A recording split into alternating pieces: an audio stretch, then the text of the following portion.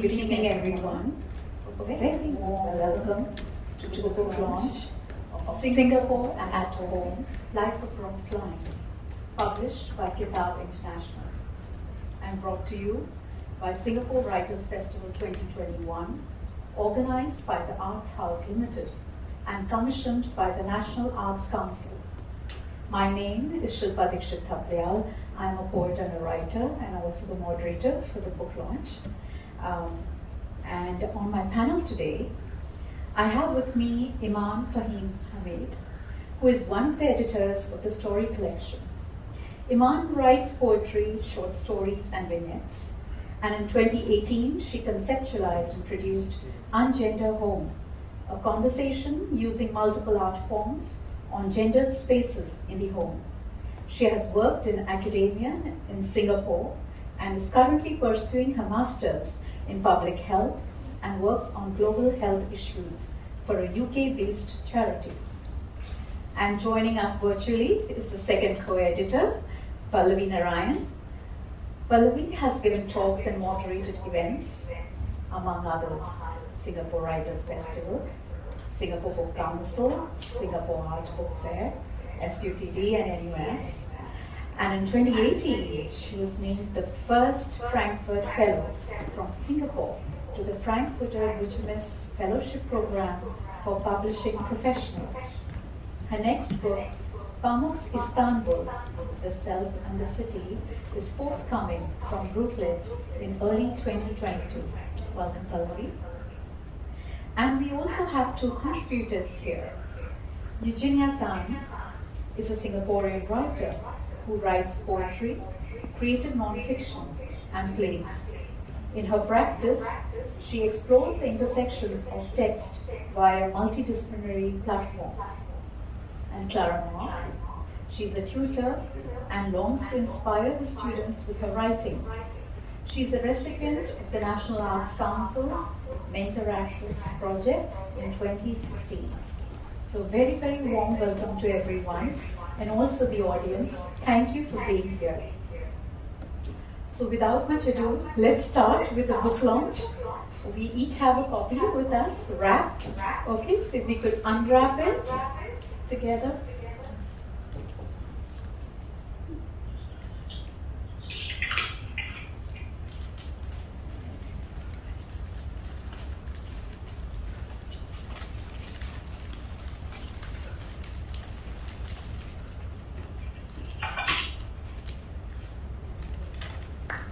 Wonderful.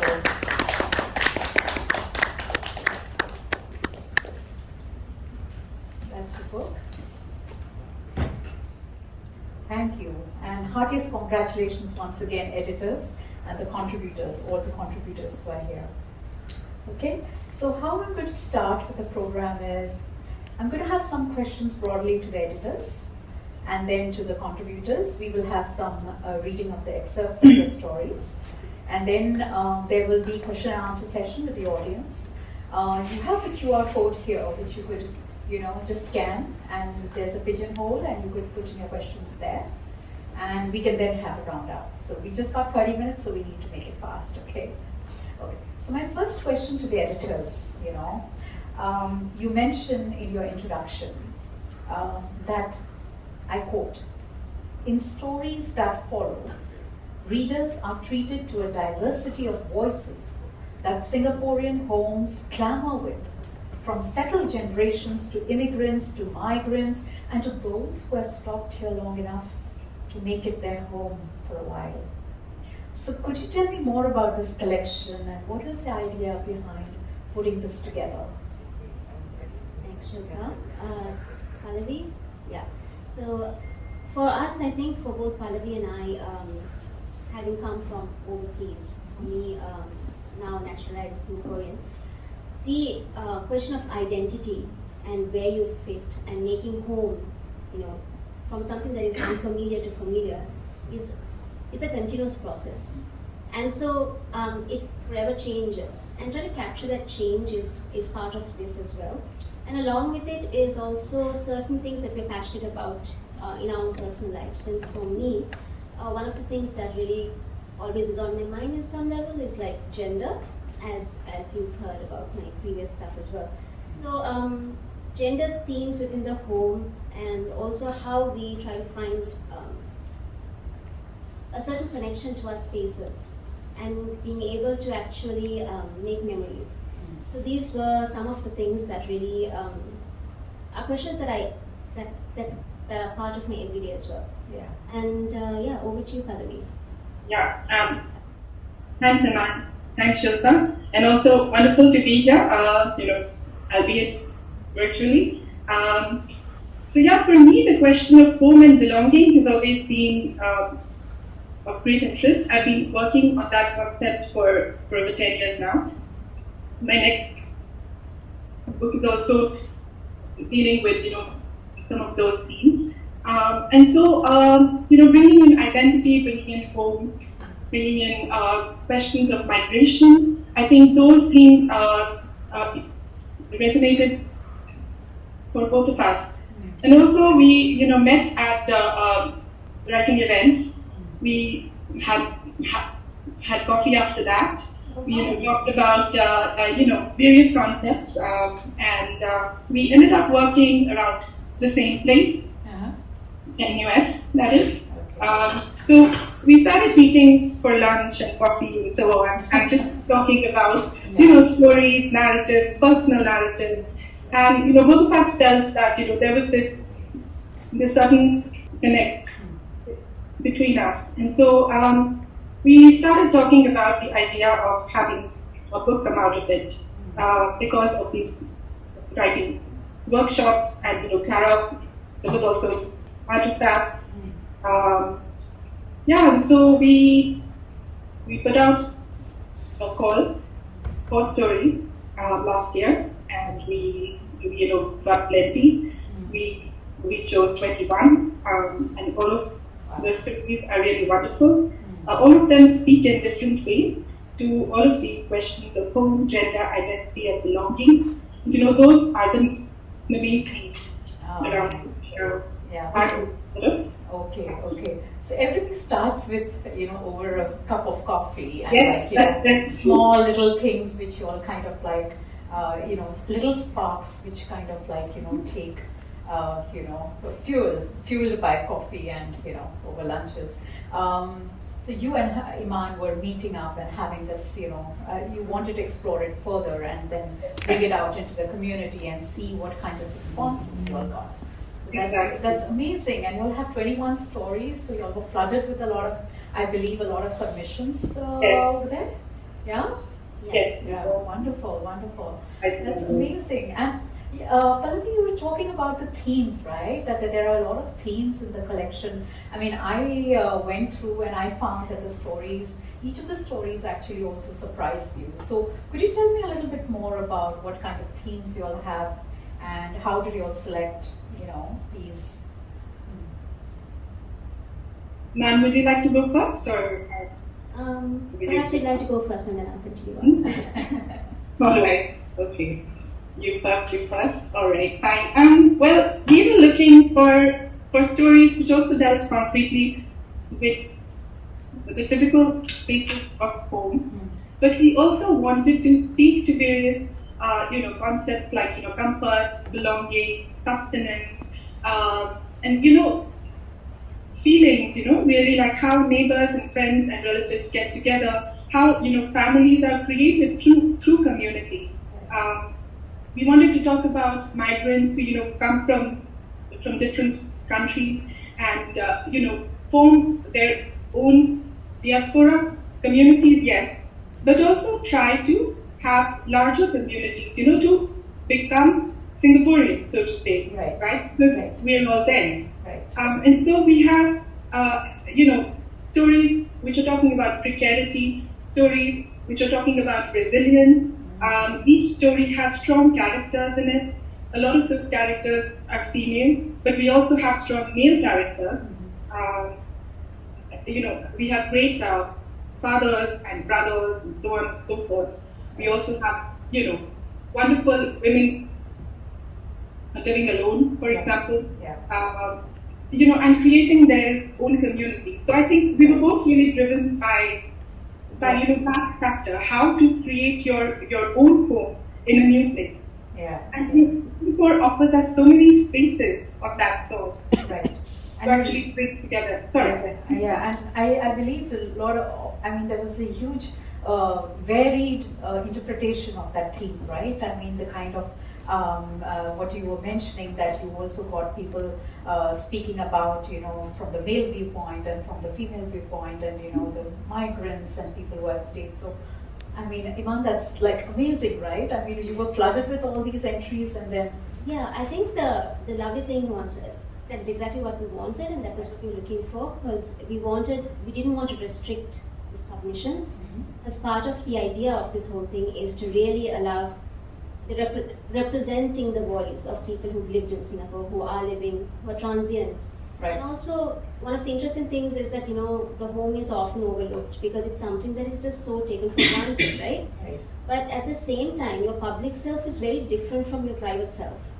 And the private self is something that everyone seems to know you have, but then it's a rare opportunity to really see someone else. I mean, we all, for those of us who live in HDBs and condominiums, it's ironic that you can actually see into someone's window, but to really see into someone else's life. Yeah. And that's kind of what the book aims to do. Right. And I think it's done a good job, actually, because we've also, I think one of the things that I really love is it also transcends time. So we've got people who've written from different time points as well. And I think it's really refreshing to see so many different perspectives. Right.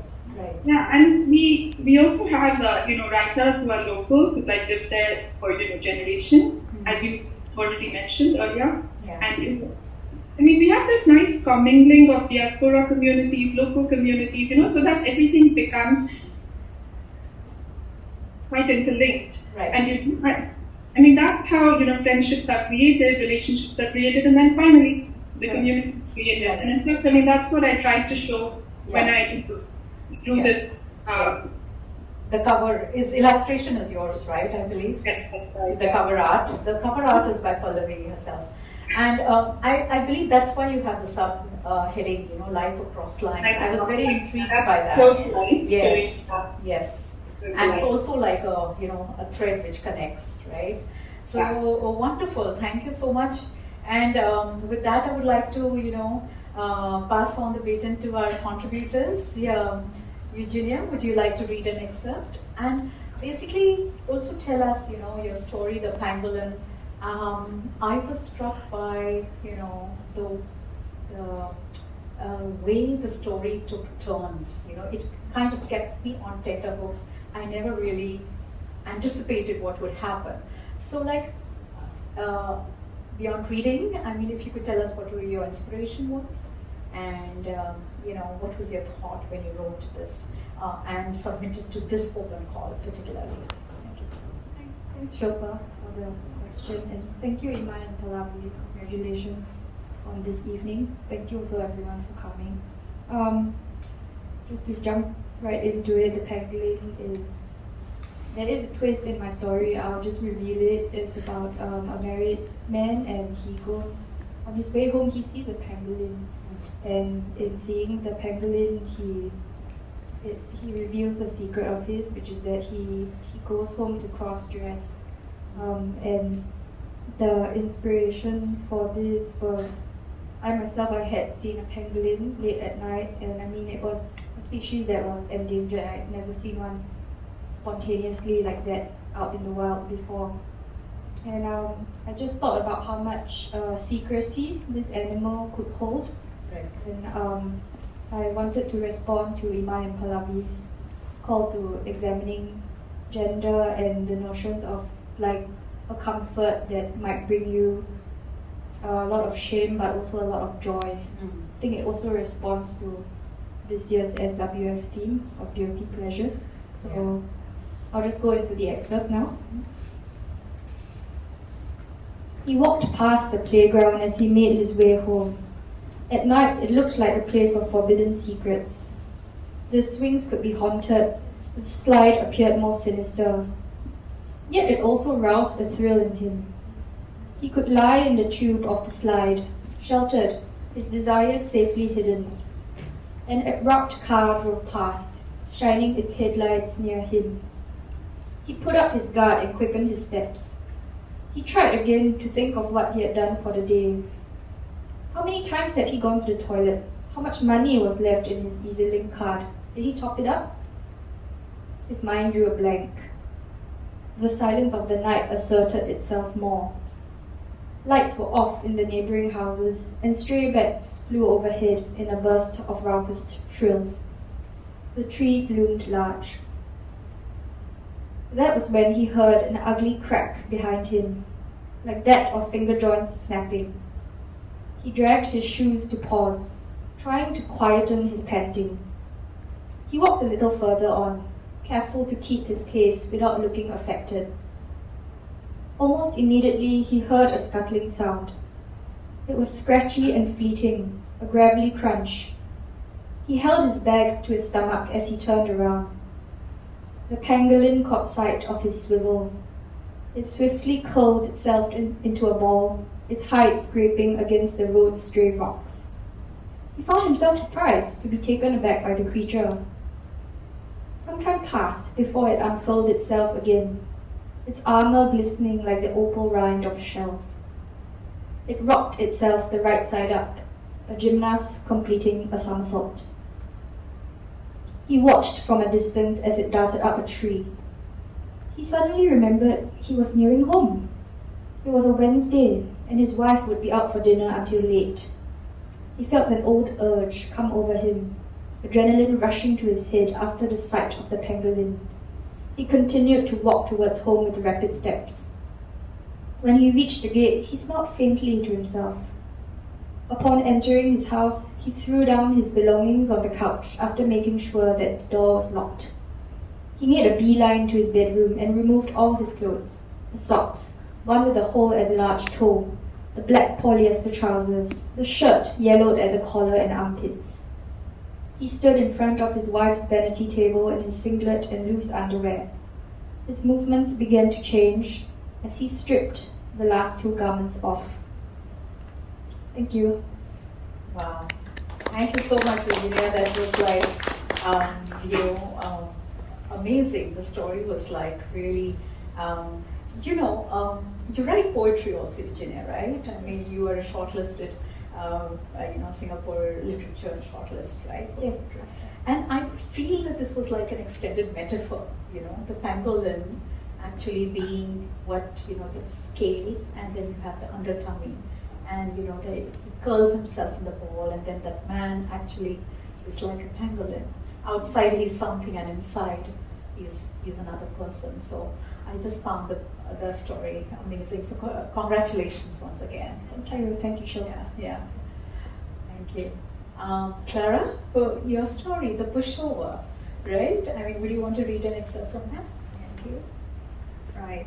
My story actually wishes to highlight the perception of the male's role in the family, and that is actually very fixated in our grandparents' era. And however, this fixation is no longer shared by the modern generation nowadays.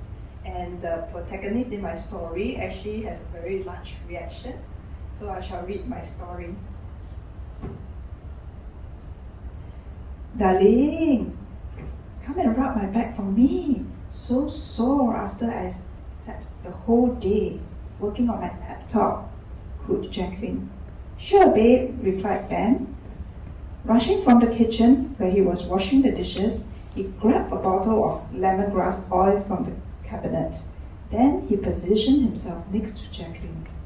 As his hands kneaded through Jacqueline's tight neck muscles down to her back. All the while, Jacqueline was lying face down, eyes closed. Madame Hong kept shaking her head as she watched this incredulous scene unfold before her. To her utter disbelief, Ben unclasped his wife's brow before splattering her back with oil and spreading it evenly across her back with his skillful fingers. When did my son become like that? Didn't he play rugby in school? Where has his manliness gone to?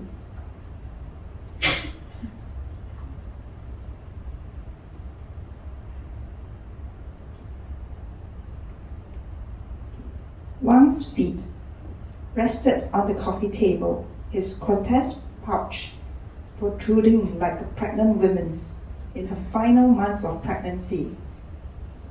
His chin glued to the horse-racing pages of the evening newspapers. "Ahwea, what are you doing?" Wang shouted. Madam Hong replied, "Cooking dinner. Stop that useless work. Come and massage my aching body. I work so hard and no thank you from you," Wang hollered. She wiped her hands dry on her apron and knelt down beside the couch where he lay without his shirt. Madam Hong grimaced as the muscles on her lean arms strained from holding on at 2-second intervals. But he kept saying, "Useless woman, press harder, faster," he yelled, rolling up the newspaper to smack her head. She cringed, not daring to make a sound, her hands kneading non-stop. "So slow!" He kicked her stomach with his legs, and he squirmed like a wounded cat, which had the effect of provoking a fresh wave of fury in Wang. Picking up a porcelain teacup, he smashed it on her head. Many times, Madam Hong stood at the kitchen window, her red streaked eyes surveying the height and impact. "If I jump down, what will happen to my son? My poor son, no one to take care. Swear, want to die also cannot." Thank you. Wow, those were two excerpts and they were so contrasting, right? I mean, amusing how, the flashback and the present day, and the mother-in-law had this experience with her husband, and then she sees her son and she cannot come to terms with it.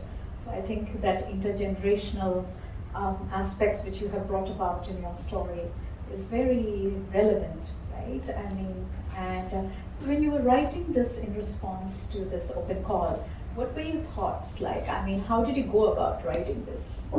Maybe I should mention it's actually much earlier, before the call. Actually, Iman did organize a workshop about gender, and then it's conducted by Clara. Okay. In the workshop, we have this image of this very handsome father with a baby strapped behind him. Okay. So it actually led me to think about the generation roles between the young and the old. Yeah. Yeah, to the simple act of massage probably, to the young is probably a guilty pleasure, I hope. And then for the old, it's actually it's a very detestable task. Yeah. So I wanted to bring this up. It's an act of servitude almost, right? Yeah. Wow. So, okay. So, did you have any inhibitions when you were writing this? Like any kind of struggle, or like it just flowed, like, or did you feel that, I don't know how it will be met with the audience? Either even in Eugenia, like when you were writing this story about Pangolin, did you in any time pause and think about like, oh, what if this is, any kind of inhibition you had while writing this? Sometimes you do have, right? Did you have anything like that? Any struggles? I think this story could have gone a whole other way if, the act of cross-dressing is also something that is a symbol of pride for the LGBTQIA plus community. And it could go another way where, someone totally heteronormative just takes solace in this. So I had to be very clear in choosing the narrative that I wanted to portray, and also being very careful in keeping the nuances of those representations. That was something I thought through. I wanted to also represent someone who we could recognize quite quickly on the streets in everyday Singapore, but someone who we could easily overlook as well. And I think earlier on in my story, the way I described the man was just a very drab, man going home from work. So you wouldn't really know that he was harboring this a secret, any kind of secret. So, yeah, these were the things that I thought through. Wonderful. In the introduction, again back to the editors, you have mentioned that like a lot of the characters in the stories are vulnerable, flawed, and that got me very, I was like, really led on to the stories because I was like, I wanted to read what a flawed character was in these stories. And when you read these stories, they are so multifaceted and so varied in their. So as editors, when you were, you had these submissions, like, did you have a difficult time choosing which stories you wanted, or like, how was the process of actually placing them and, thinking like, whether they meet the themes and like how did you tie them together into this book? So one of the key things that we did look for, like we said earlier, we wanted the writers to have the freedom to express themselves, and so representing the main framework of our call was important. As long as the stories didn't stray too far, and there were some submissions, for instance, that may have delved too much into the city-state in terms of identity, but kind of moved totally away from as a space. Those which were also very, very, gendered. I mean, extremely gendered. Which sort of changed what we were asking. Very skewed in particular ways. So, okay. The audience, the pigeonhole is open for any questions you all would like to post, and any of the editors or they could take it. While the audience is doing that, I just wanted to mention also that as regards our process, both of us, we got together for long sessions in front of our laptops with copy and paste, 2 to 3 hours. We were just discussing, what should go, where should we take this, should we not take this, how is this story speaking to that story, and how are all of these stories forming this narrative together. That was also significant for us. How do you get them all into one single book? I think they have done a wonderful job because it's a beautiful collection. Each of the stories is very relevant, and I think these are voices which need to be heard.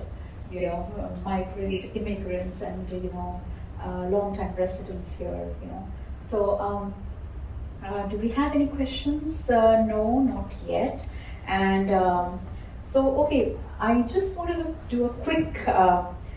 Since we have this theme of guilty pleasures, Singapore Writers Festival is having this theme of guilty pleasures, I'm going to take this opportunity to ask each of you all, what is your guilty pleasure which you have, been hiding, and would you want to say it today? Yeah, we could go with, Iman,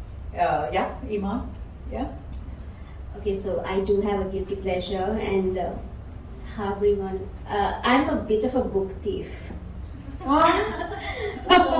I know it sounds coming from an editor, yes, okay. Judge. But, in the sense that in the right spaces, of course. Okay. Technically speaking, I book swap. Okay. I love picking up an interesting book that I would probably not buy myself. Okay. Yeah, I think the serendipitousness of the whole thing that appeals to me. Okay. Euginia? We'll come back to Pallavi again, I've got too many pleasures, all of which I feel guiltless about. About me. For you. Maybe sleeping in, because when you're grown up, everyone wants you to be a little bit more productive. Yeah. How long do you sleep in? Quick. Yeah, maybe I don't. You can pass it to Clara. It's okay, you don't just say that, maybe till 1 o'clock, 2 o'clock in the afternoon. Clara? For me, yes, I like anything that's sweet. So probably I and ice cream before dinner. Ice cream before dinner. Oh, okay. And do you tell that to others where, like, suppose if you're joining someone for dinner that you already had an ice cream in it? No? Okay, yeah, that's the whole thing. I could say what my guilty pleasure is. My guilty pleasure is binging on Netflix and feeling like totally dumb when someone asks me, well, how was your day? And I'm like, I watched 7 episodes of Downton Abbey today. Oh my God. So I wouldn't want to say that to anyone. And Pallavi, yours, clean. So mine is actually, if I have a writing deadline, I'm usually writing something else other than what I need to write that day. So I feel super guilty about it, and it's probably not that great for my, writing. But I feel that, if I'm writing something casual first, then I'm able to write something more serious later, a little later. So that's one. And the other guilty pleasure is dim sum. I love dim sum. I can have it any time of the day, night. You can wake me up in the middle of the night and make me dim sum, and I would happily have it. Wow. So yeah. Wow. So on that lovely, happy note of dim sums and ice creams and Netflix and books and sleeping, I mean, all of them sound so guilty, right? But do we really need to be guilty about that? I do not know. So we come to the end of the session. The book is available at the Magic Book Bus, which is outside the Arts House. You all can go in and pick a copy over there. The authors will be able to sign it only tomorrow if you all want that copy. And once again, I would like to thank the Singapore Writers Festival for this amazing space, and Arts House Limited and the National Arts Council. Thank you once again. Thank you. Thank you so much. Could I also just say thanks to Zephyr? Because, Zephyr has been like our rock for us. So. Yes, 3 cheers to Zephyr, yes. The publisher, yeah. Kitaab. Thank you.